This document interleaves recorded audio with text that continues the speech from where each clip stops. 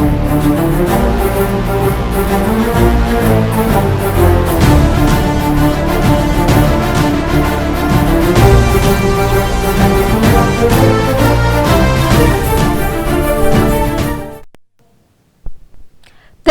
రాష్ట్ర police boss గా ఈ రోజు శివధర్ రెడ్డి బాధ్యతలు స్వీకరించనున్నారు.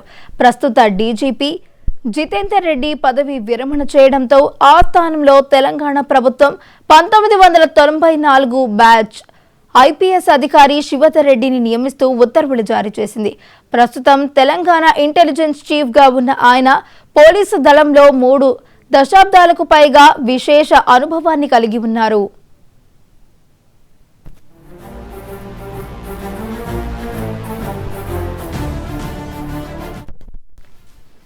రంగారెడ్డి జిల్లా ఇబ్రహీంపట్నం మండలం తూలే కలాన్ గ్రామానికి చెందిన శివధర్ రెడ్డి ఉస్మానియా విశ్వవిద్యాలయం నుంచి ఎల్ఎల్బి పూర్తి చేసి కొంతకాలం న్యాయవాదిగా పనిచేశారు. మావోయిస్టుల అణిచివేతలో నయీం ఎన్కౌంటర్లో కీలక పాత్ర పోషించిన సమర్థవంతమైన అధికారిగా ఆయనకు పేరుంది.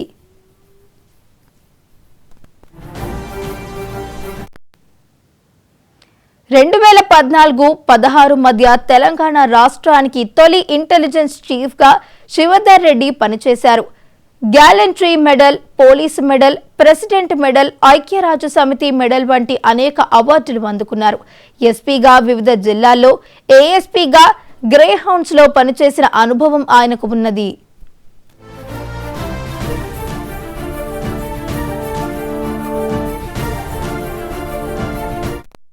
1994 ఐపీఎస్ బ్యాచ్ అధికారి శివధర్ రెడ్డి నేడు డీజీపీగా పదవి బాధ్యతలు చేపట్టనున్నారు. ప్రస్తుత ఇంటెలిజెన్స్ చీఫ్ గా ఉన్న ఆయన డీజీపీగా బాధ్యతలు చేపట్టేందుకు ప్రభుత్వం ఉత్తర్వులు జారీ చేసింది. ఉమ్మడి ఆంధ్రప్రదేశ్లో ఏసీబీ అదనపు డైరెక్టర్ గా కూడా శివధర్ రెడ్డి పనిచేశారు.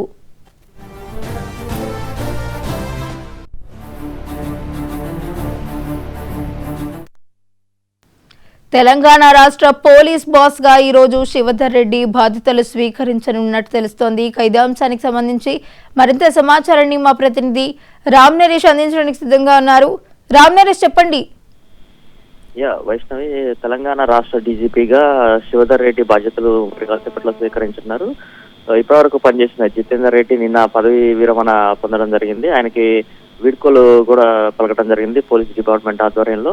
మరోవైపు శివధర్ రెడ్డి 1994 బ్యాచ్ చెందిన ఐపీఎస్ ఆఫీసర్ గా ఉన్నారు. ఆయన ఇంటెలిజెన్స్ చీఫ్ గా, అంటే ప్రస్తుతం తెలంగాణ ఇంటెలిజెన్స్ చీఫ్ గా ఉన్నారు.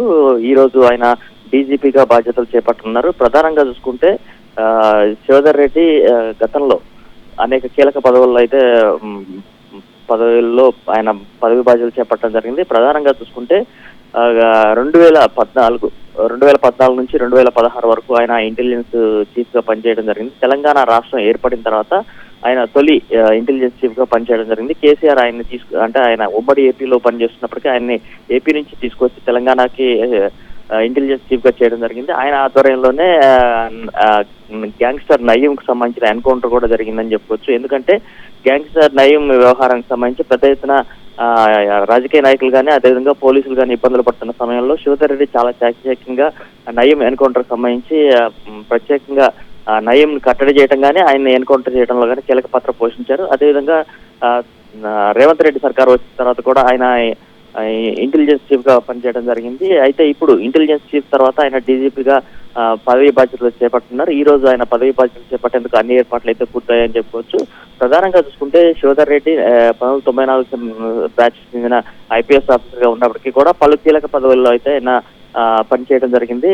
ప్రధానంగా చూసుకుంటే 2007కు సంబంధించి, అంటే 2007 సమయంలో ఏదైతే హైదరాబాద్ లో జరిగిన అల్లర్లు ఏవైతే ఉన్నాయో అల్లర్లకు సంబంధించి దాన్ని కంట్రోల్ చేయడానికి సౌత్ జోన్ డీసీపీగా కూడా ఆయన పనిచేయడం జరిగింది. అప్పుడు జరిగిన అల్లర్లలో మత ఘర్షణలో దాదాపు పోలీస్ కాల్పుల్లో 14 మందికి పైగా చనిపోవడం జరిగింది. ఆ సమయంలో ఆ అల్లర్లు కట్టడి చేయడం కానీ శాంతి భద్రతలు పునరుద్ధరించడంలో కూడా శివధర్ రెడ్డి చాలా కీలకంగా వ్యవహరించారు. ఆ తర్వాత ఆయన ఐక్యరాజ్య సమితి శాంతి పరిరక్షణ దళంలో కూడా ఆయన పనిచేసిన అనుభవం అయితే ఉందని చెప్పుకోవచ్చు. ఎందుకంటే ఆయన చాలా పదవులు అంటే కింద స్థాయి నుంచి ఒక్కొక్క మెట్టు వెతుక్కుంటూ కూడా అన్ని స్థాయిలో అంటే ఎస్పీగా పనిచేశారు, ఏడీజీగా పనిచేశారు, డీజీగా పనిచేశారు.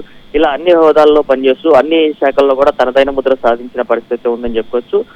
ప్రధానంగా చూసుకుంటే పోలీసింగ్ వ్యవస్థకు సంబంధించి ఆయన చాలా సౌమ్యుడిగా ఉంటూనే శాంతి భద్రత పరిరక్షణలో మాత్రం చాలా కీలకంగా వ్యవహరిస్తూ వచ్చిన పరిస్థితి ఉందని చెప్పుకోవచ్చు. ఎందుకంటే ఇంటెలిజెన్స్ చీఫ్ గా పనిచేయడం అంటే ఆషామాషి వ్యవహారం కాదు.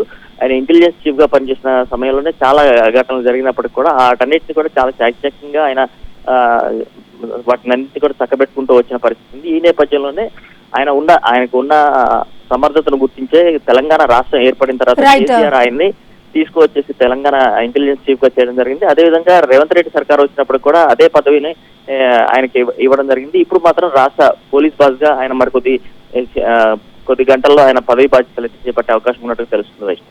రైట్.